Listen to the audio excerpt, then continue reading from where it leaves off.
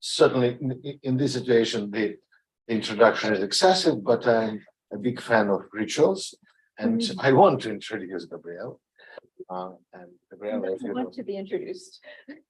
Absolutely, since I also like rituals. And by the way, I'm Mark Lipovetsky, right? And Gabriella is Eva Chernov Loki Professor of Jewish Studies, Professor of Slavic Languages and Literatures, and Senior Associate Dean of Humanities and Arts at Stanford University. You may or may not know that Gabriella received her PhD from Princeton University and her PA magna cum laude with honors in Soviet and East European Studies at Yale University. Right? And Gabriella is a scholar of universal breadth in our field because she wrote Russian, Polish, Yiddish, and even French literatures and cultures. And she's the author of monographs and a big number of edited volumes and articles. And she teaches both Russian literature, Yiddish literature, folklore, and folkloristics. A few weeks ago, she gave a talk at Slavic Seminar about her ongoing new project about Jewish jokes. But today she will be talking about her newest published book, although I didn't find it in our library. I could only find the Kindle version. But our library is still short of it. So you just received it. Aha. So here's a physical thing. Yeah. It exists. It exists. And this is a truly experimental book, I would say, because from what I read about it, and what Gabriella was telling about it, it is the book that basically introduces media studies to the 19th century, and which seems to be counterintuitive, but basically, probably we'll be talking about this. One of the central arguments of the book is that the generation of Turgenev and younger people is a generation affected by the new media in the 19th century, by paper and by different listening means of listening, right? And may I go to the table of content? The table of content is focused on different situations. I would even say genres of listening, right? Ringing, singing, nesting, crossing, paper making, dreaming, insulting, laughing. And these are not only the situations of different forms of communication, but also it is always, as far as I understand, interclass communication. The noble person, Raznachinец, the person belonging to this entire intelligentsia sort of circle and the idea of sharing guilt before the people, right, is listening to people. And this certainly creates a completely new angle of reading of not only literature, Gabriel writes about literature, of course, but also nonfiction, and not only nonfiction created by Russian authors, but also by foreigners traveling in Russia and listening situations. And that's exactly how the 19th century classical tradition can be reshaped, reformulated, and reinvented. And I'm very excited to have Gabriella get her talk about this project. Oh, thank you. Wow, that was so lovely. Okay, so I have a kind of formal talk, which I think it might be 40 minutes, but I will try to make it funny. I'll see you. And I'm really grateful to have this introduction and to have the opportunity to talk about this book that I just published. And what I'm going to do now is I'm going to talk about, I'll summarize the book, and then I will talk about two reasons why it might matter now. One having to do with wartime rhetoric, and another having to do with representation and appropriation. And then I will summarize, I will give it a sort of more deep dive into what I think is the most fun chapter, which is chapter 7 on a ritual insult contest between Dostoevsky and Miskov. So here's the cover, which I really like, and the QR code, because Cornell Press is like good at this PR stuff. And they're like, you have to give talks, you have to make cards. I make cards, you're gonna take a card, and you have to project your QR code. So here I am doing it. But I guess since this is a talk about media, it kind of makes sense that I would self-consciously reflect on my own sort of anxiety about media, including QR codes. So yeah, as Mark was saying, the book looks at mid-19th century Russian writers and also European travelers to the Russian Empire and how they describe themselves as listening to and recording the voice of the people or non-writers. It's a book about what linguists call meta-pragmatics, meaning how we talk about talking or communication, listening, speaking.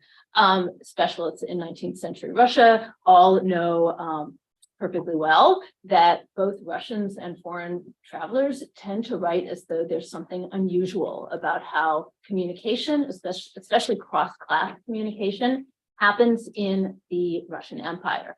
People sometimes suggest that Russian writers try harder than writers elsewhere to overcome the gap between the elites and the people, right? That's sort of a truism about 19th century Russia.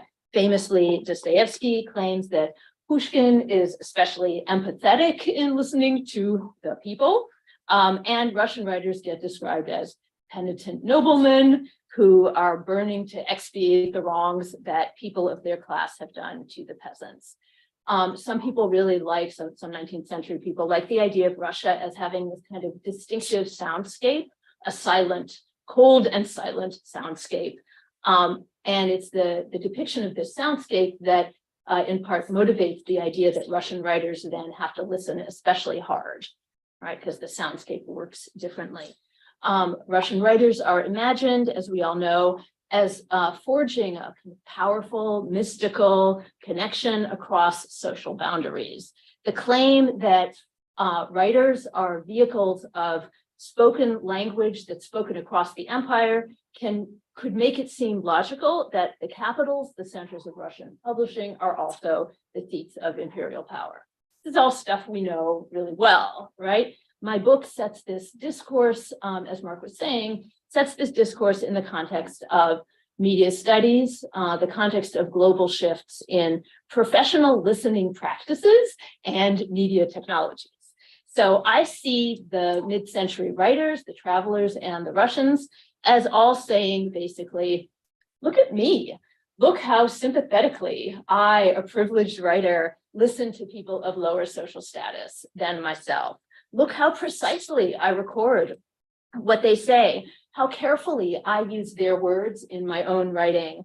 I am much better at this than other writers, or I'm better than I used to be, or I'm better than some other aspect of myself. I know that good listening and recording skills matter at this moment in time, this modern mid-19th century moment, and I have those skills.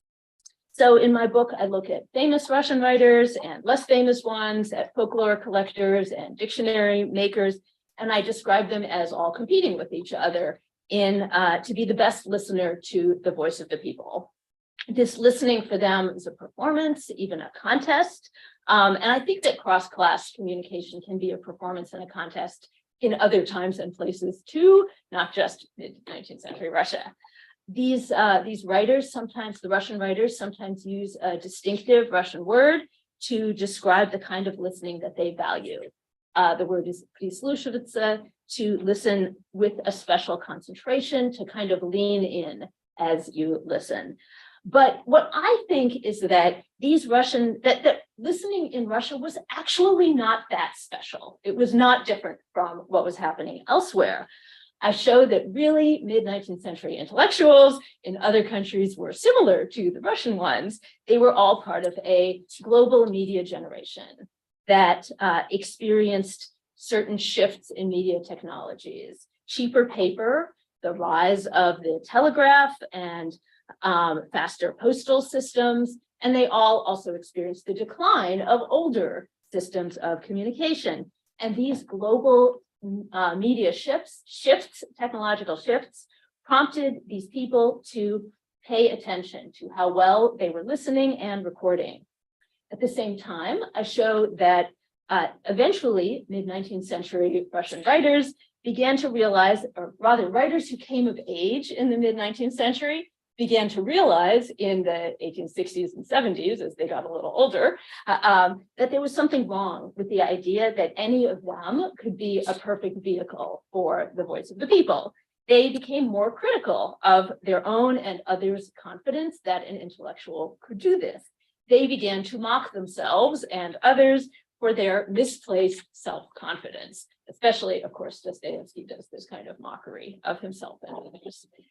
The people, they began to realize, are too varied, too quickly changing to be spoken for.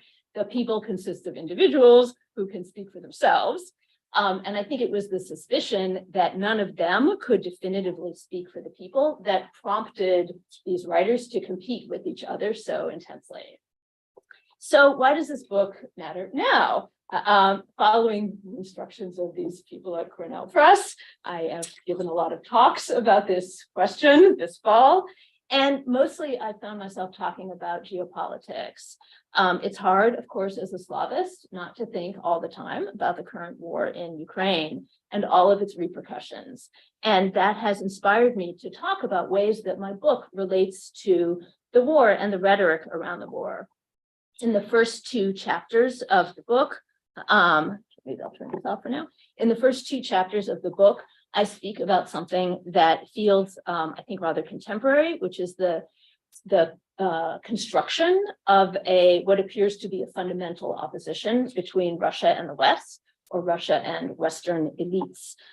This is a topic of Putin's rhetoric, right? The idea that the West has elites who are cut off from non-elites, whereas Russia is a place without elites. That's something Putin likes to say. It's part of his culture war since 2013 that's kind of heated up with the invasion in making his argument about these Western elites and how bad they are. Putin and his people often reference cancel culture, and they talk about J.K. Rowling and Ernest Hemingway and always Dostoevsky, and the idea that these people are being canceled in the West by this kind of mindless locust mob working through powerful, terrifying new social media forms. The references to cancel culture and to wokeism in Russia and Russian rhetoric echo, as we all know, what right-wing thinkers in the US and Western Europe are saying, Eastern Europe too. So Putin draws on their language and uses Russia as an example for a phenomenon that he and people in his camp perceive to be a global phenomenon. And obviously, as we all know, there's Western writers who do this as well, who kind of like this bifurcation between Russia and the West, and they use it for their own purposes. As opposed to the West, there's no wokeism, there's no cancel culture, Putin suggests in Russia, at least not in the kind of real, loyal, undivided Russia of those who support him. Of course, this kind of rhetoric is useful for Putin because it lets him deflect attention away from the ways that the war in Ukraine is creating spectacular regional division, rejection of Russian language and culture and everything associated with it, not only in Ukraine, but across the former Eastern Bloc with the toppling of Pushkin statues and the removal of World War II Soviet Army memorials, all of this kind of justifiable in a time of war. I think this is really interesting because it echoes some of the dynamics I see in the mid-19th century. Others, of course, have also compared Putin to Nicholas I, also paranoid, kind of anti-modern, but simultaneously technocratic autocrat who ruled at a time of increasing tensions with the West. I'm struck by the elements of my book, which is about, it focuses on writers who come of age under Nicholas I, right? That they have to have started publishing under Nicholas I in order to be included in my cohort. And I'm fascinated by the ways that Nicholas I period really foreshadows what's happening now in terms of the ways that Russia is imagined as unified and virtuous and traditional in opposition to a West and Western elites that are imagined as associated with new media, with individualism and with division. Especially interesting, I think, is how now as then this kind of rhetoric of division is tied to media. And it's worked out now as then, it's worked out in conversation with Western writers who are concerned with their own political questions and who are eager to use Russia as an example, as a case study of something that they see as happening in their own country, divisions that they see as relevant in their own country.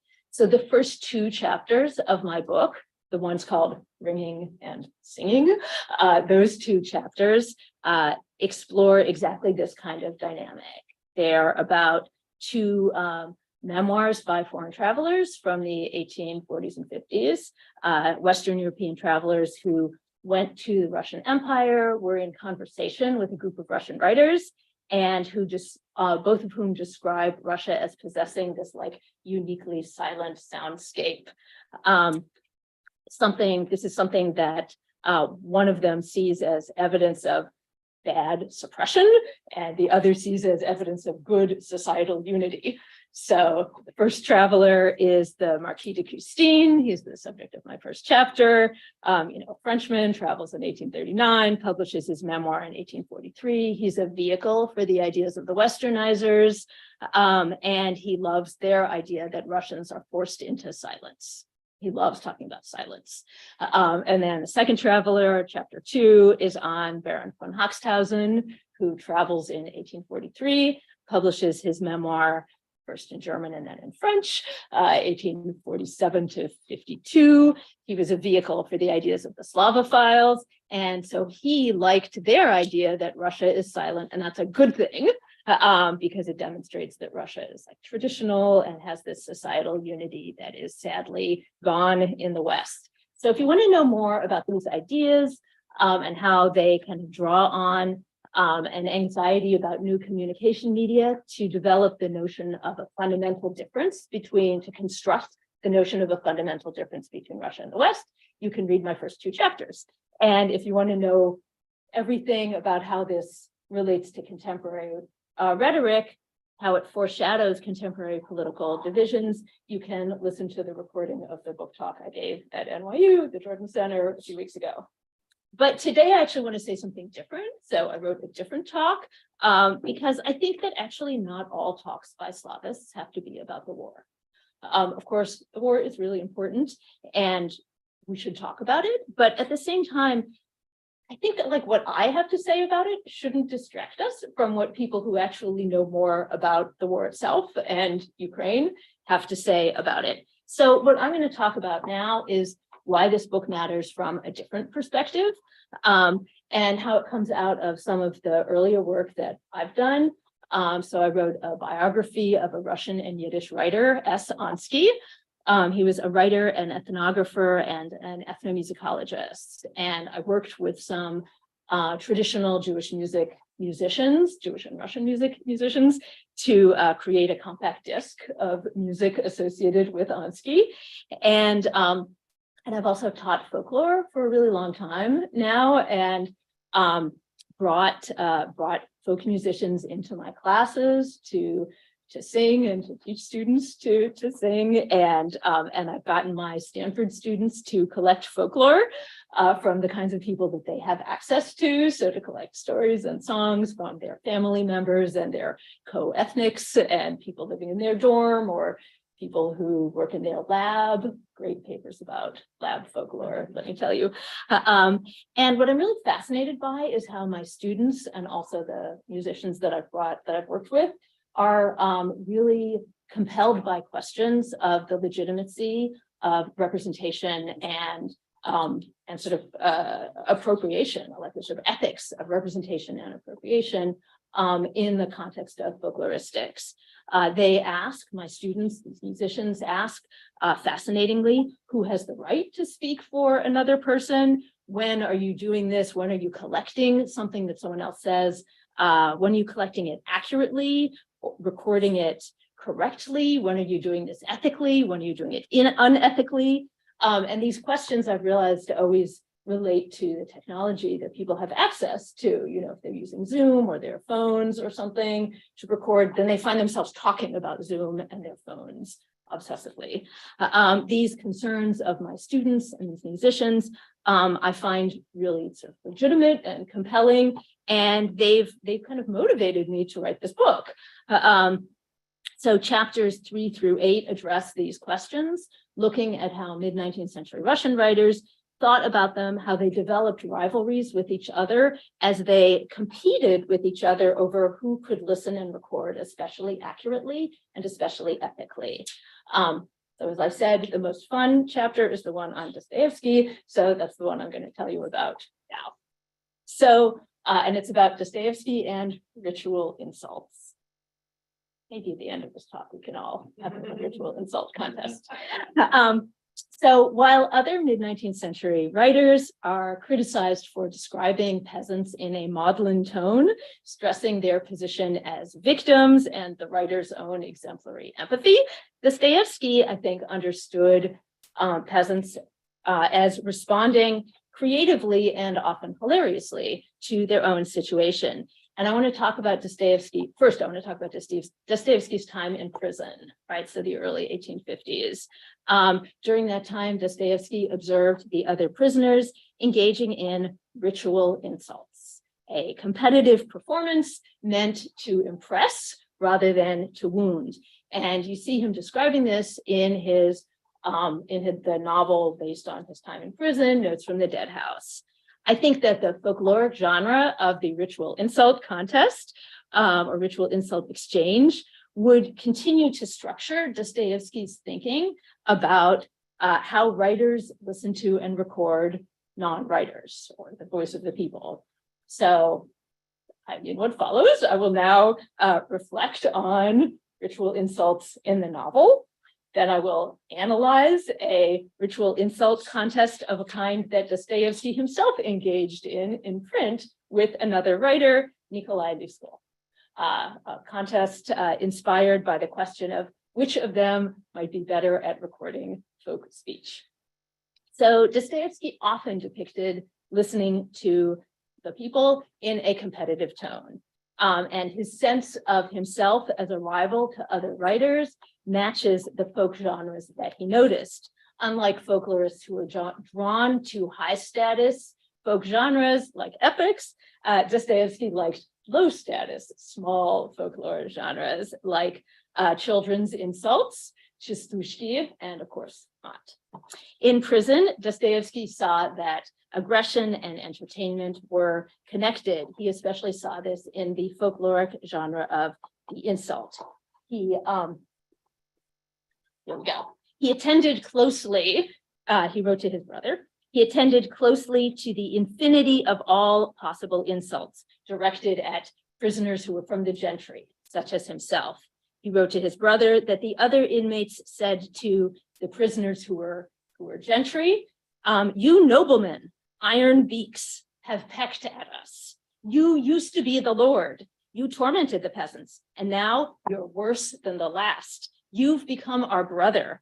That's the melody that was played out for 4 years. 150 enemies could not tire of persecution. It was their pleasure, their entertainment, their occupation. While he spoke frankly about the prisoners' hatred for the gentry, Dostoevsky displayed his understanding that in responding to anger creatively, a person can entertain others and thereby take control of a seemingly uncontrollable situation. So I want to look a little more closely at this particular insult that Dostoevsky relays in this letter to his brother. The concept of tormentors as people with metal beaks who peck at their victims. I think this could have come from the prisoner's experience with mumming, right? With holiday mumming, when people dress up as traditional characters, which, these characters could include, we probably all know this, a merchant, a Jew, a soldier, a corpse, a priest, a beggar, and also various animals, such as a bear and a crane. In one account of this activity in the Pskov region, boys who dressed as cranes would hold a stick with a hook, and they would use that as a bird's beak, and they would peck would hit girls with it until the girls would throw nuts and candies on the floor for the mummers to gather. So if the prisoners are thinking of mumming when they call the gentry iron beaks, then they're identifying those people as taking advantage of a kind of ritual moment. It's good that Mark started out the introduction by talking about ritual and how he likes ritual. You may not have realized the talk is actually about ritual. So they're taking advantage of this like ritual moment when they're allowed to behave badly. And Dostoevsky is associating this expression with a kind of performance, with an entertainment, when he compares the insult to a melody. And he says insulting is the prisoner's entertainment. And then, of course, he reproduces their insult in his novel. So he's using these same insults again for entertainment. So, so now let me talk about how we see this happening in Dead House.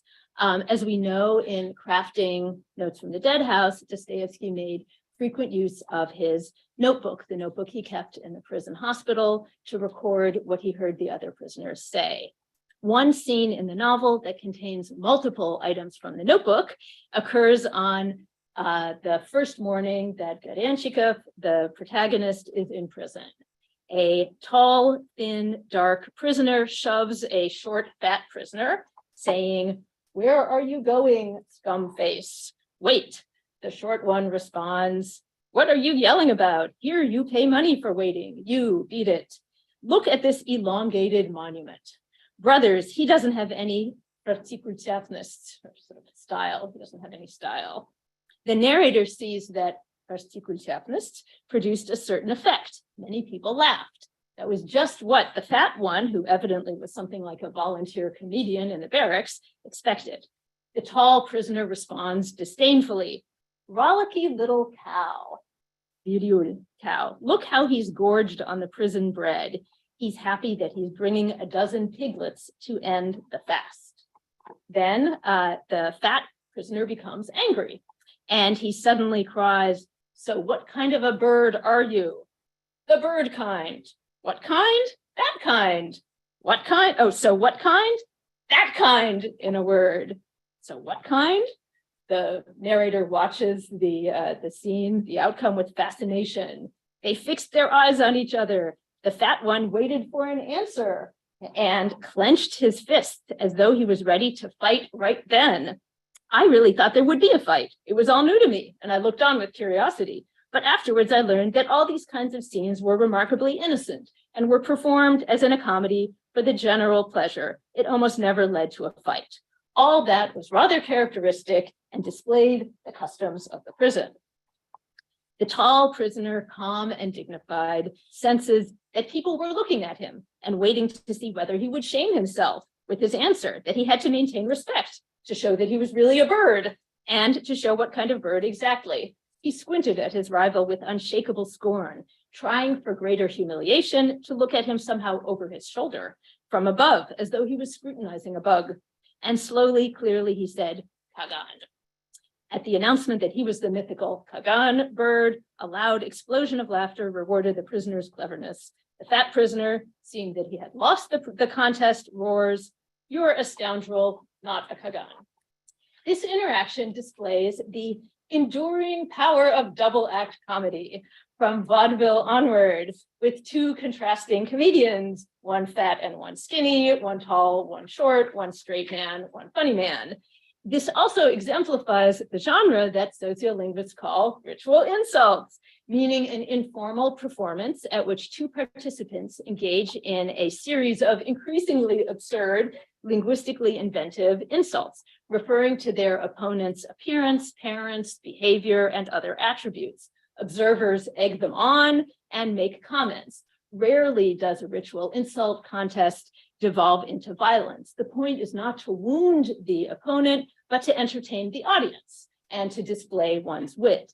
The absurdity of these insults distinguishes them from insults that might actually hurt the opponent's feelings, the target's feelings. And also the structure of the interaction distinguishes them from non-ritual insults. Because in the structure, the insult is followed always by a more absurd insult. This is a kind of cross-cultural phenomenon. Ritual insults in Russian have only recently attracted scholarly attention, but they're in lots of different cultures. They're common in nearby Germanic and Scandinavian cultures. I'm a Yiddishist, so I know them well from the Yiddish context in which they are well known, and interestingly, in Yiddish they are associated with women, whereas in a lot of other contexts they're associated more with men. They're very well known in African and African American contexts, known as the dozen, sounding, signifying, and so on. Ritual insults can involve mixed signals, verbal and other elements that are associated with different social identities, whose use is meant not only to display veiled aggression, but also, of course, to entertain. Sociolinguists write really interestingly about how people find it funny when speakers use language that doesn't seem to belong to them, right? Using someone else's words is funny. The fat prisoner here is amusing the crowd by using terms that gesture mockingly toward the vocabulary of educated people, like the term monument, which is funny because it compares the convict to the tall convict. So maybe he is kind of like a monument. One could imagine him being toppled during the war. So it compares him to an inanimate object. And also it's funny because it's this kind of high style European type word. It seems that the term particularist, which is more colloquial, is also quite funny. People have written about this word. It's sort of a mysterious, puzzling word. The tall man responds with an equally funny retort when he claims to be the mythical bird Kagan. At the same time, when he uses this term, he is, I think, evoking the association in Russian folklore of birds with knives and guns, as in the riddle, the Gagan bird flies, holds a sturgeon in its mouth, and the end of its tail, death, human death. So when he calls the fat prisoner a cow and a pig and compares himself to the Kagan bird, the tall prisoner is suggesting that he is the knife who is going to slaughter this, fat animal. Both prisoners are making absurd statements that they know their audience is not going to believe. These men who themselves appear to belong to the same ethnic and class group, which is usually the case with pair acts, like comedy pair acts, they use terms associated with people and animals, unlike themselves, in order to get the attention of their fellow convicts. Also, the tall man, who seems to be the straight man in this situation, wins the contest. Dostoevsky himself would produce the same kind of mixed signaling, attention-getting mixed signaling, by using the convict's words in his novel. The incident demonstrates that the phenomenon of imitating the speech of class others went both ways in mid-century Russia. In the contact zone of the Siberian prison, educated and uneducated people listened to each other and developed entertaining performances by using each other's words, not their own words. Okay, that was the ritual insult contest in the prison. Now I'll tell you about a ritual insult contest outside of the prison. So a couple decades after his time in prison was up, in 1873, Dostoevsky got involved, I would argue, in a ritual insult contest with another writer, Nikolai Liskov. Like Dostoevsky, only one generation removed from the clerical estate. So both Dostoevsky and Liskov had grandfathers who were priests and fathers who decided not to be priests, right? So they're similar. Liskov was known for his stories about the lives of priests and his funny, inventive language in which half-educated characters use malapropisms that are based on upper-class terms.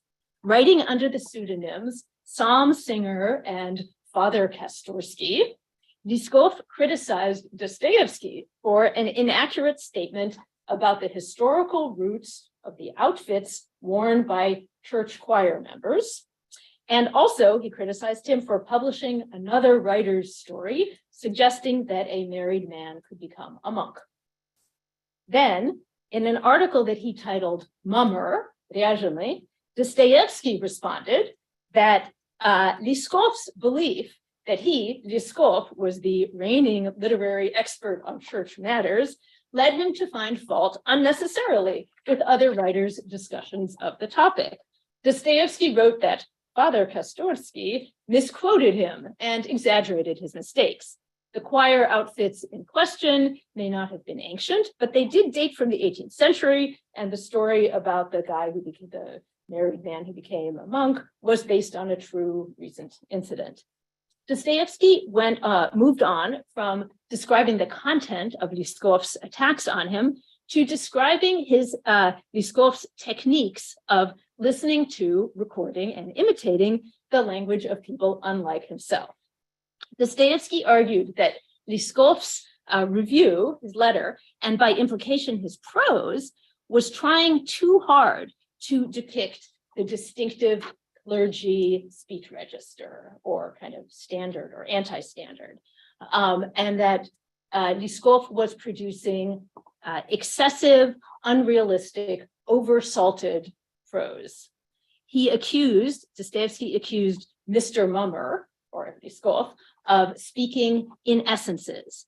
That is, as an artistic writer who provides types and marks off for himself some literary specialty, say presenting merchants, peasants, and so on, he, Liskov, goes around his whole life with a pencil and notebook, eavesdrops and writes down characteristic little words. In the end, he gathers up a few hundred characteristic little words.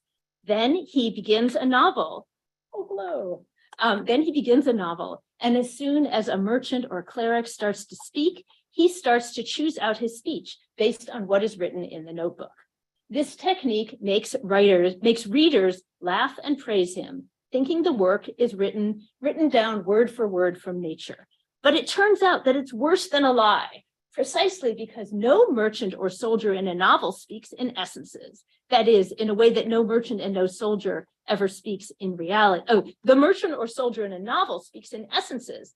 That is, in a way that no merchant or soldier speaks in reality.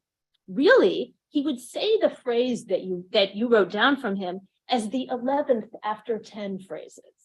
The 11th little word is characteristic and startling, but the 10 words before that were nothing much, as with everyone. But in the writing of the typicalist artist, he speaks entirely in characteristic elements based on what's written down, and it comes out untrue. Dostoevsky accused Liskov of being a typicalist, whose characters speak a disproportionately distinctive language, like with too strong an accent, right? Every word is a typicality.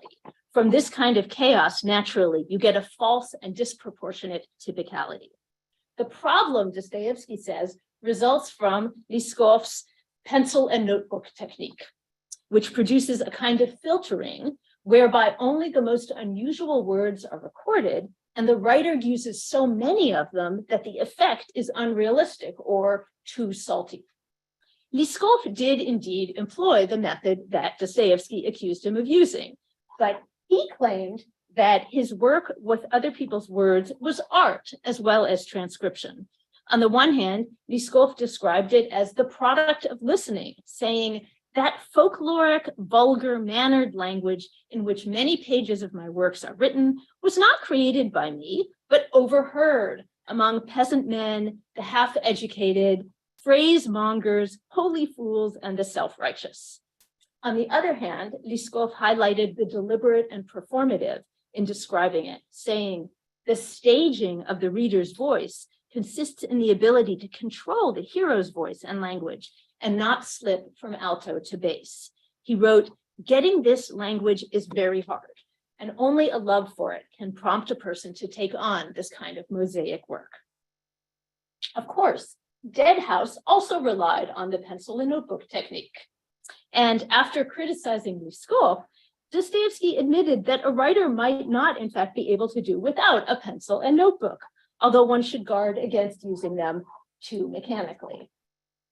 Writing down little words is good and useful, and you can't manage without that. But you can't just use them mechanically. It's true that there are gradations, even among transcriber artists. Some are more talented than others, so they use the little words circumspectly, appropriately for the era, the place, the educational level of the character, and in the correct proportion. but they can't avoid essentialism. So in Mummer, in his article, Dostoevsky seems to be assuming that what Liskov wants is to convey something accurate about the social world, rather than just to play with words. He agreed, Dostoevsky agreed, that an uneducated person who needs to use high-style language displays a certain imprecision in the use of words, whose meaning he, say, knows, but he doesn't know all the nuances of their use in the conceptual sphere of another estate. And Dostoevsky cited Liskov's insertion of such phrases into the speech of his father Kastorsky, but asserted that he had found there a whole load of exaggerations, incredibly crudely fished out of the notebook. If the purpose of realist writing is to accurately represent the linguistic texture of the world, and the pencil and notebook technique is a crucial but flawed method of doing so, then the kind of writing that both Dostoevsky and Liskov were trying to do would be at a dead end.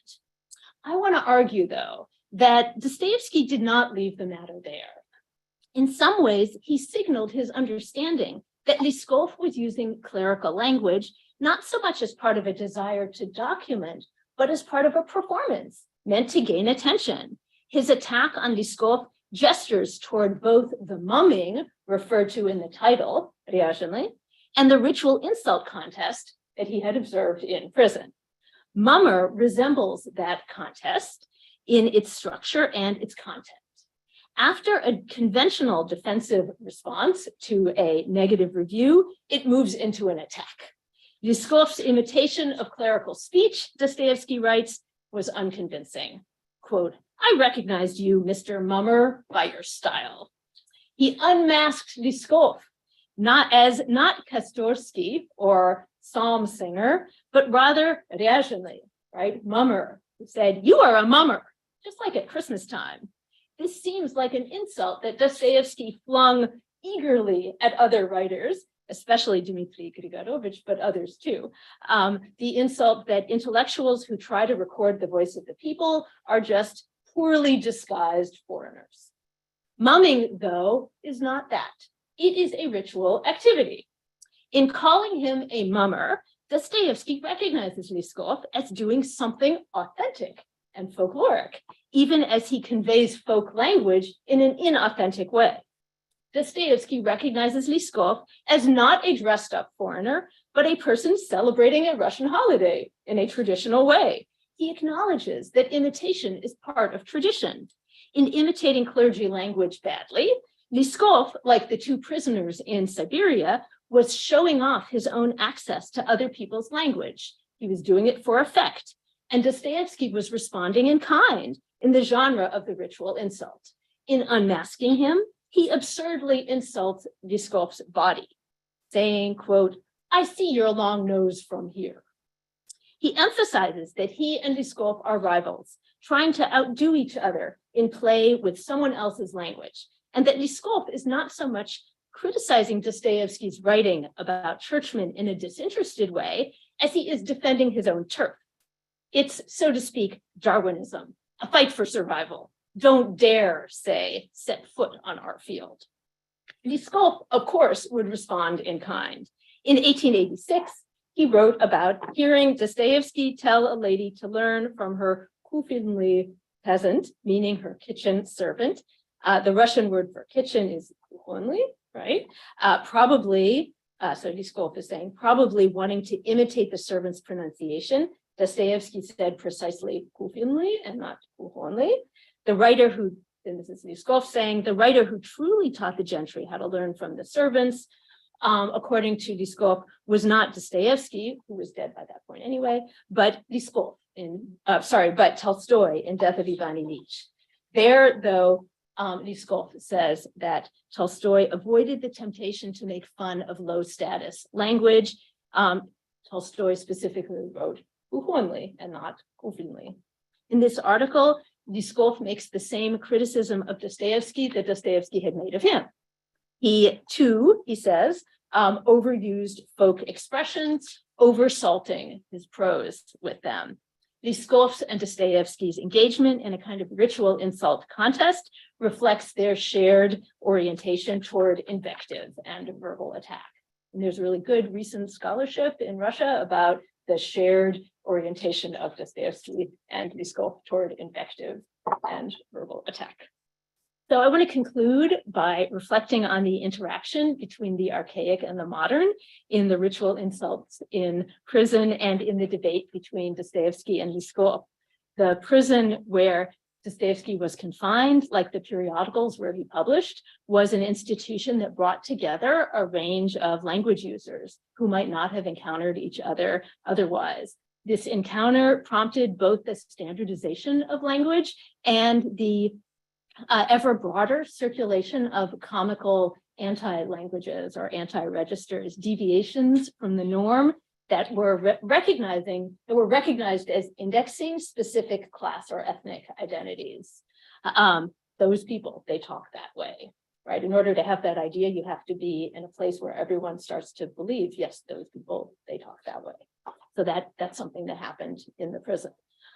Dostoevsky signals the modernity of his concerns about the imitation of vernacular language when he asserts that stenography could help writers avoid the arbitrary selectivity that he criticized.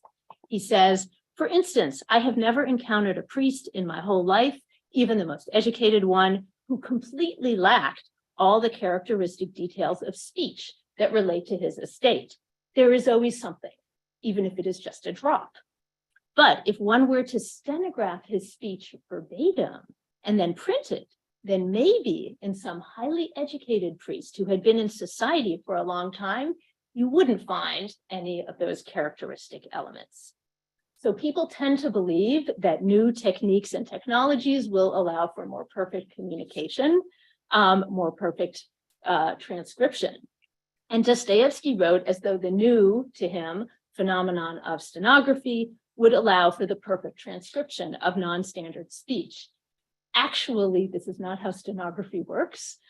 Stenography contributes to language standardization because stenographers, including Dostoevsky's wife, of course, were trained to filter out the trivial or non-standard speech elements that he and Lyskov heard in the speech of priests.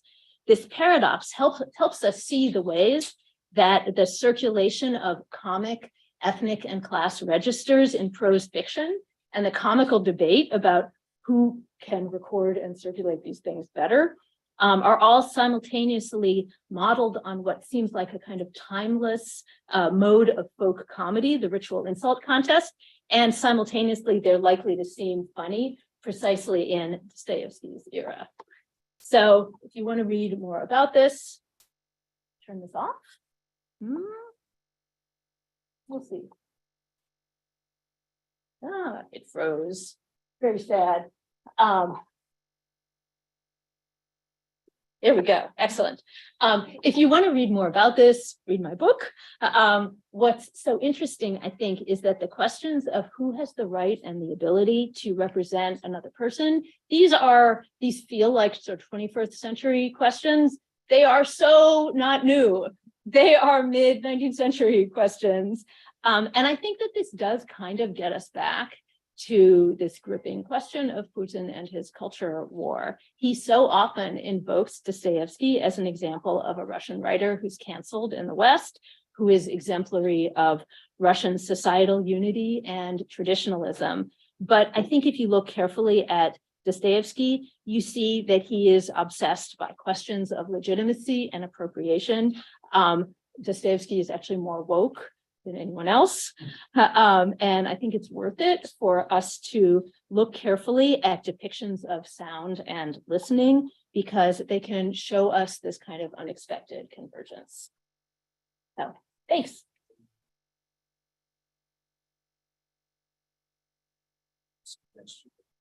Yeah, so did my presentation sort of stop at a certain point?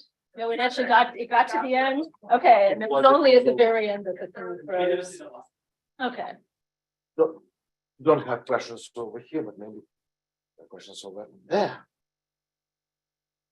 Yes, Yeah. please. I think this wonderful talk is so informative and fun.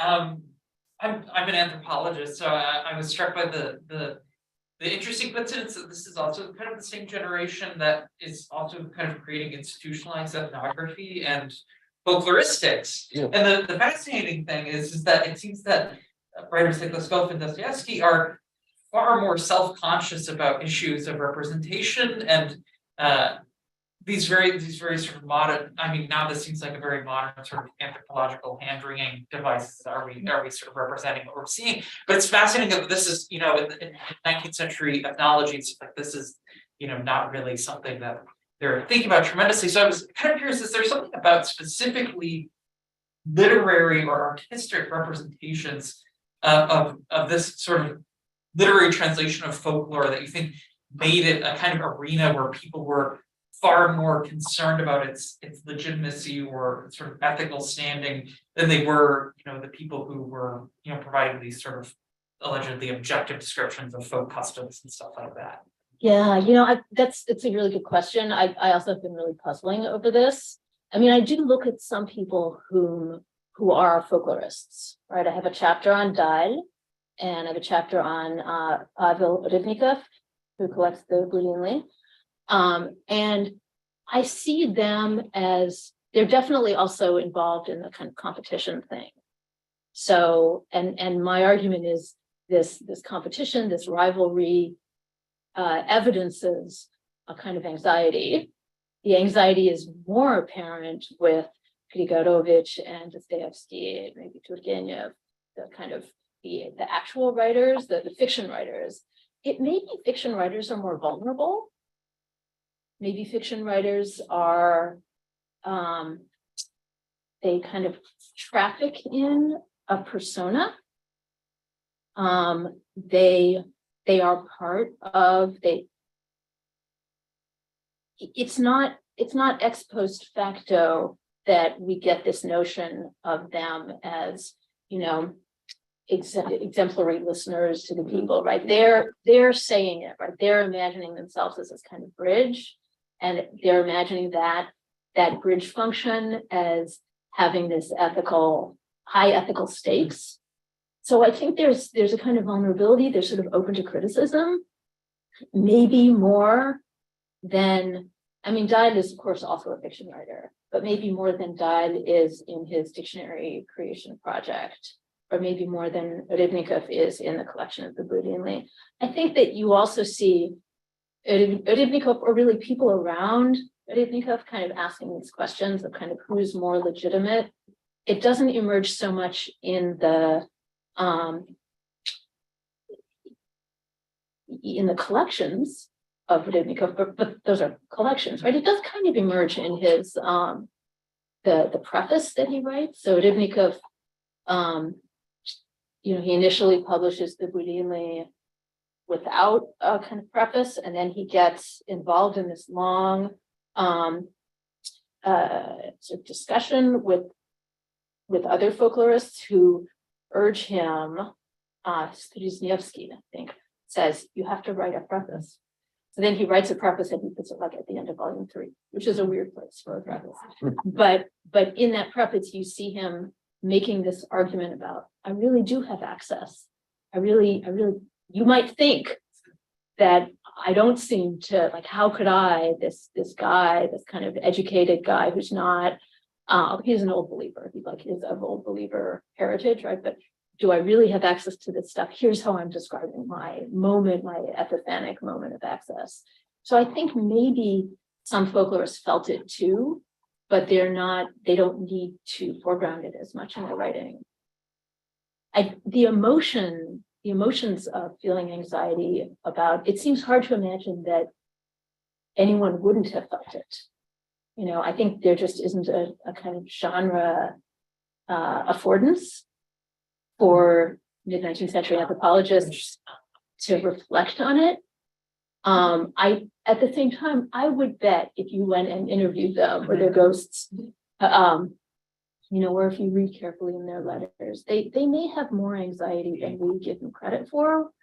I do think there's such a kind of enthusiasm, from the 1980s an enthusiasm for kind of attacking the 19th century anthropologists and saying that they're all just, imperial, the tools of empire. And I feel like they may have been more complicated than we give them credit for. At the same time, a lot of that 1980s criticism is leveled at British anthropologists. Maybe the Brits are less self-flagellating than the Russians. That's also a possibility. Yeah, you're welcome. Gabriella, I have a question that may be off chart, but so here are these sort of rituals, right? That they do, right?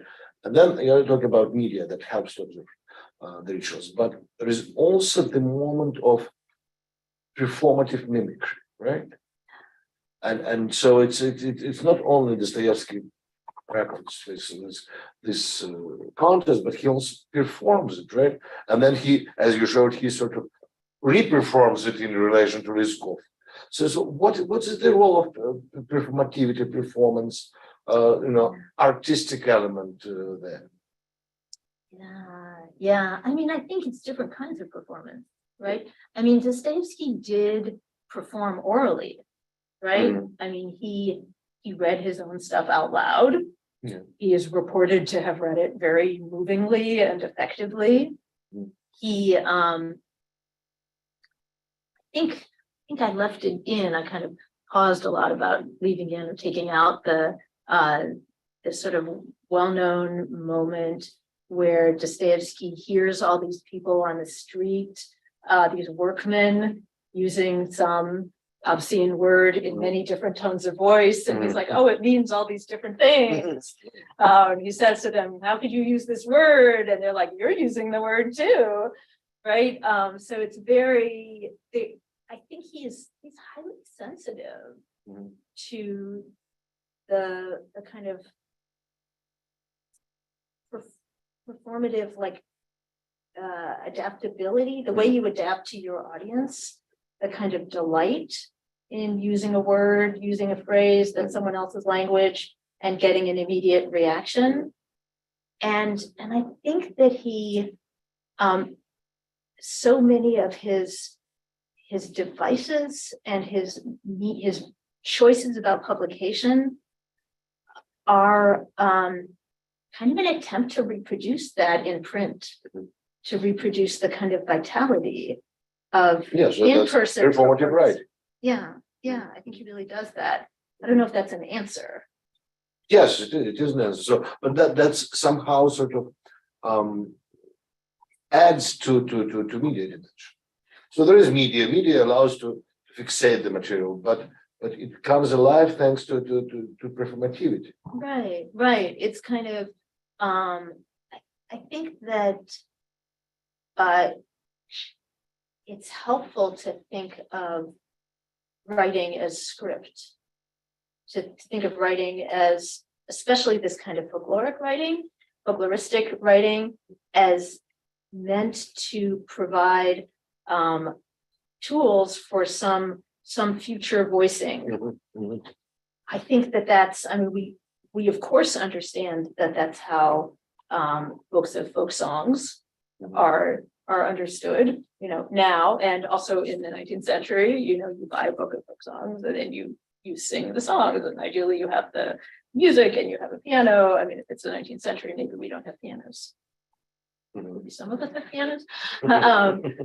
But yeah, I think that, and that's very evidently how Skolf thinks of his dictionary, right? Where he says not only sort of use these words, but here are some ways that you can think about your words in general and how you should be using words in a way that kind of takes advantage of the model that I'm providing for my use of words, which reflects a prior moment of listening. But I think we should see everything that Dostoevsky writes as, possibly to be read out loud, to be performed, and to be performed in a way that might involve variation. But I also mean sort of him as you showed, reproducing this folkloric, mass folkloric position. It's also performance. For sure. For sure. Yeah, absolutely. Yeah. Just Thank you, Gabriella. This was fun to hear your performance of Interior. My question is about the media, as Mark put it, sort of media studies for the 19th century, and I sort of collected a couple of moments where you talk about. I noticed three different things that you said about kind of attention to media. On the one hand, you talk about sort of media generation, that like rise of new media or like paper production or stenography kind of calls attention to itself, makes you think maybe more about how you're listening. It's also sort of idealized, right? As Dostoevsky says, well, it's not going to solve all our problems, right? Which is a familiar gesture, I think. And then also becomes, and maybe this was more kind of in the context of like teaching folklore, but that like obsessing about like Zoom becomes like a kind of receptacle for anxiety about communication. And so I guess I was, just wondering if you could comment on what the media angle, like how historically specific it is, or is like media then just like this sort of mediation that kind of we can fixate on or sort of project things onto because communication is never unmediated. Yeah. So in a way, you're asking me to really kind of answer the question that I sort of suggested at the beginning. I was like, so my, Stanford undergrads with their phones, they are somehow the same as Dostoevsky and Duskov with their fantasies about stenography and their notebooks and pencils. And you're saying, really? Yes, I'm just wondering, is it, because you think like history of media studies, like it becomes something that allows you to kind of historically contextualize, but then it goes another direction. Yeah, I mean, I do find it really, I am struck by how similar the kind of anxieties about the sense of I have this new form, it will let me do this thing, it will let me record perfectly, it will let me record verbatim completely. And then sort of a realization, it doesn't. Or maybe even I've recorded, you often see undergraduates go through this phase. I recorded it, but how do I transcribe it? That turns out to be almost impossible. So hard. So the sense of like I could get the perfect is almost within my grasp, and then it slips away.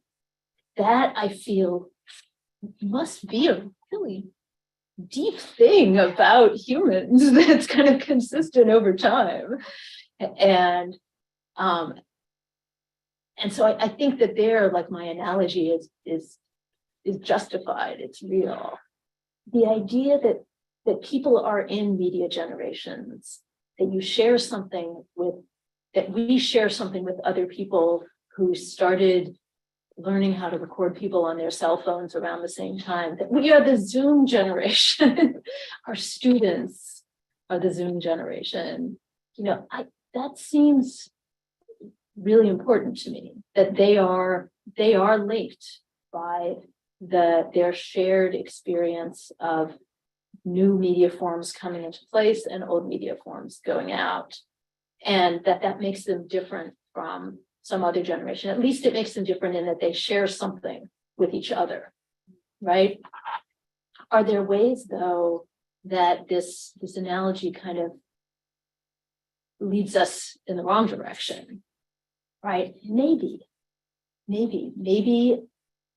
there's something fundamentally different about electronic mediation that doesn't leave a kind of physical trace. Maybe there's something about the physicality of paper. Paper matters so much for this mid-19th century generation. They talk about paper a lot, they think about it. It's such a physical, heavy thing. And maybe that creates some kind of really fundamental difference in their understanding of their own ability to record in their later evaluation of what it meant to have recorded, because they can go back and find things that they recorded on paper. I don't know. We'll go back and find things that we recorded electronically. I don't know. Yeah, I mean, it's a really big and kind of exciting question. And I really, I wrote, I mean, you very kindly read, Jessica read many versions of this from when it was extremely chaotic and had totally other things in it. So I don't know if you saw any of the versions I wrote, especially the introduction. I did write lots of versions that tried to talk about the present. And then I got rid of all of them. And I put one paragraph about the present into the acknowledgement section. I kind of isolated it from the text because I couldn't really answer the questions you're asking. But I feel like you have to admit what compels you. Like, I think this is true of scholars, humanists in general, right? Like, we are always motivated to look at the things that we study in the past. We're motivated by something about the present, and we may as well admit it.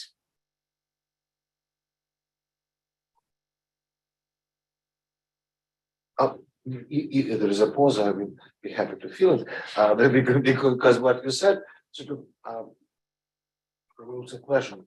Are there any generations that are not media generations? So since this mid 19th century, every next generation has new media, right? And increasingly so. That's one idea. Another question is that in connection with what you said, the arrival of the new media apparently creates this illusion of capturing life, right? Capturing life as it is, right? But we see it, this idea capture life. It comes back in the 1920s and then back in the 1960s and now again, right? And of course that was something that 19th century, mid 19th century second half was all about, and it's not only in writing, because television is all about that. Photography is being invented, right? Also, but then inevitably comes the disappointment in the media grasp, right? Then there comes some kind of what Smirnov, during Smirnov called the secondary artistic systems, right? That this fixation of life, it misses something important, and then there comes some more non-figurative forms, some very much distant from realism, right? Mm-hmm. So is it the principle that you also see? Do you see in what you are working with the sort of the science of this disappointment in capturing life as is? I mean, definitely. Yeah. I see it. I think it's there in Dostoevsky, just in this chapter, right? In the Dostoevsky and Vyskov stuff, where Dostoevsky kind of imagines, stenography. If you could stenograph everything, I think there's ways in which Dostoevsky signals that he sort of understands the fantastical nature of his own ideas about stenography. I think so. Does this generation have this? Do they themselves go through this kind of illusion, enthusiasm, and then disillusionment? Certainly, they do. You also asked, is there a generation? Are there non-media generations? Right. I mean, I guess we could ask. It all depends on if you think it matters that the medium is like outside the body, right? You could say that the generation of Homeric epic singers, assuming that they genuinely do not have access to writing. After your guide. Oh, after my guide. Before that, no. I mean after. It's interesting to ask, right? Like the generation that has Homer and other like Homer-like epic singers, are they a media generation?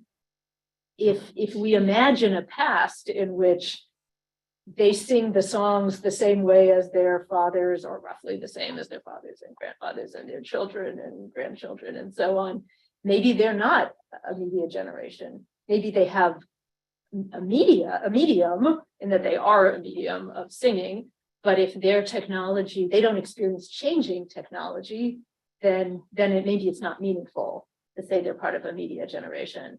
Maybe it makes sense to think of media generation from the 1840s, or sort of from the first half of the 19th century, a time when you really do have these like very rapidly shifting, tremendously quickly developing phases of new media.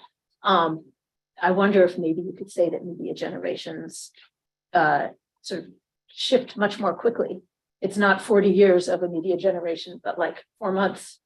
I feel like even decades. Yeah. I mean, there's also a question of like platform generations, right? I mean, my kids are born 3.5 years apart, and they exist on totally different social media platforms. but this is still the same media, right? So they use different subsystems within, but it is still the same language. I guess I don't know. I think that platforms and media are not so perfectly distinguishable. Yeah, that's a difficult question, of course. But what I mean, what's happening then comes photography, then comes film, right? Then comes television, right? And then comes, not immediately, right? Comes internet, and this is media generation. So we all exist within the internet generation, right? And there are internal developments. Of course, one thing was DOS computers, where we were just typing our email by one finger, and then they come smartphones where we don't even bother to type, we just dictate. But that's still within same universe, as I would say, right? As I suspect. And probably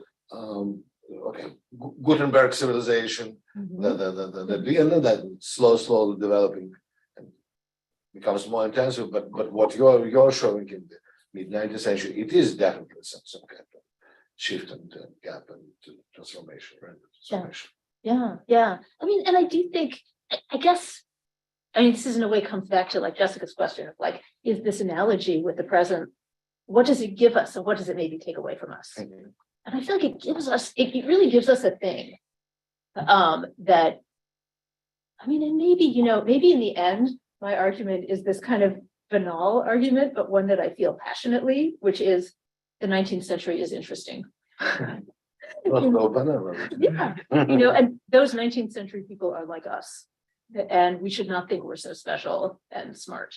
And to me, I think that at the moment when I started to realize the way that the mid-19th century writers that I look at are fascinated by bells ringing in the night.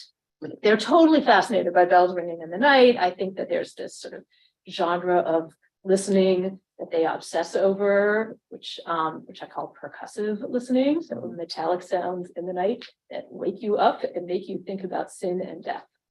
So there's an enormous number of poems and prose works about the experience of hearing a metallic sound in the middle of the night and waking up and thinking about sin and death. And this is described in, American writing, French, German, Russian. It undoubtedly is a real experience that people had. And it's especially real, I think, if the metallic sound is telling you of some immediate danger. Like if it's the sound of a cannon shot in St. Petersburg and there's a sort of code. So if there's like 2 shots and then a break and then 2 shots, that shows that like the floodwaters are rising really fast, right? So you better do something and not just lie there thinking about death. Where you could have bell ringing that's in a way that shows that like there's a fire, rush into town and help put out the fire. So there's this like real experience. But what you see is that people describe this sort of more and more as the experience of having this being woken up at night with the metallic sound happens less and less. So they become nostalgic about it as it falls out of use. And to me, understanding that this has some analogy to like my kids' fascination with vinyl records, Mhm. you know, and that my kids sense that like, oh, it sounds better on vinyl. Like when we all had vinyl, we didn't think it sounded better on vinyl, right? But it's that experience of being part of a generation that sees something falling out of use, and that then has certain emotions which are real and like important, you know, that seeing that analogy, I think, makes us get something about the 19th century that is significant, Mhm. besides that it's interesting. It's like Wagner writing with goose feathers Yeah. and using candles instead of electricity. Yes, yeah, because it's a way to create the authentic. You know, the authentic understood not just as something we like make fun of in a postmodern way, but the authentic understood as an emotion, a real emotion that is worth our analysis and respect. Some lost affect. Yeah. We have one, Tanya, I see your hand, and I give before we have the question on the from the Zoom, and then it will be you. So Nathaniel Knight is asking, Right. how did the self-presentation of the recorder influence the perceived authenticity of the recording? I'm thinking of folklorists dressing up as peasants, feeling like they had to be authentic themselves in order to evoke an authentic response. More broadly, you could see this as a kind of manifestation of the Heisenberg principle. Any attempt to record something itself sheds the phenomenon. And one very short note, Dahl was accused at one point of making up words for his dictionary. He was very upset. But I think there's moments where he also says, I've recorded this word from people, including myself. So, yeah, how does the self-presentation of the recorder influence the perceived authenticity of the recording? I mean, I think it shifts over time, right? So there's definitely a point when the like Dostoevsky generation of folklorists recording in the 1830s, they dress in folk costume. They understand they're dressing in folk costume to be, I mean, maybe partly an homage to Pushkin, because they think of him as doing this, but they think of it as like, this is how I get access to the folk. This is, it doesn't, I think, trouble them that they could be accused of dressing up and being inauthentic. I think the accusations that this is false occur kind of more and more from the 1840s and 50s. It is one of Dostoevsky's favorite accusations. He's constantly accusing people of dressing up in folk costume. It's really in that preface to Rybnikov's Greenland collection that he puts in volume 3 at the end. He says this interesting thing, or maybe it's not in the preface, maybe it's in a letter. There's somewhere where Rybnikov says, it's not about dressing in folk costume. Of course, it's practical to dress in local outfits, which are like suitable for the weather. Yeah, they're suitable for field work. They're suitable for the time and place where the people you're speaking to live, right? Maybe you should wear it, but you're not wearing it in order to prove something about yourself. You're wearing it for practical reasons. So he's defensive about it, but he probably does it. And the question of what Rybnikov wears becomes part of his myth.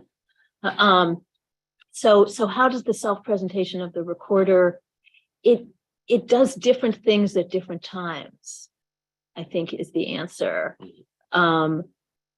And I think they are aware of this Heisenberg principle, that the attempt to record something shapes the phenomenon. They know that and they're concerned about it. I mean, maybe this is another like big point I want to make. It's not just like the 19th century is interesting, but like these 19th century people were very sophisticated thinkers about this question as others. Thank you. Tanya. I had a question about the chapter saying. You mentioned you have a chapter on saying. And I was wondering about how we think about sound that is, beyond speech and music specifically. Because when it comes to recording music, we're dealing not just with like language transcription of a weird word or like a word that sounds slightly outside of your vocabulary, but rather we are using music notation. And I know there's some work done on the way music notation kind of like cannot grasp some of the folklore that was not produced in the West. And I was wondering whether there is a discussion or a kind of a conversation about that part, maybe because how Russian literature is obsessed with, for instance, these songs by Shiki, and we all know how they sound, right? So it has to be sad, it has to be melancholic. Is there a conversation about how it sounds and feels effectively? That's a little bit beyond what can be recorded just by music notation, or is it at any point a kind of conversation that your characters are engaged in? Yeah, it's a great question. I think it happens later.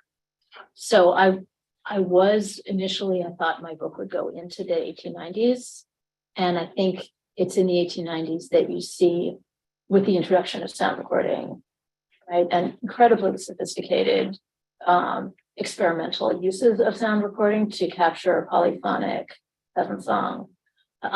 So with that stuff, you see ethnographers and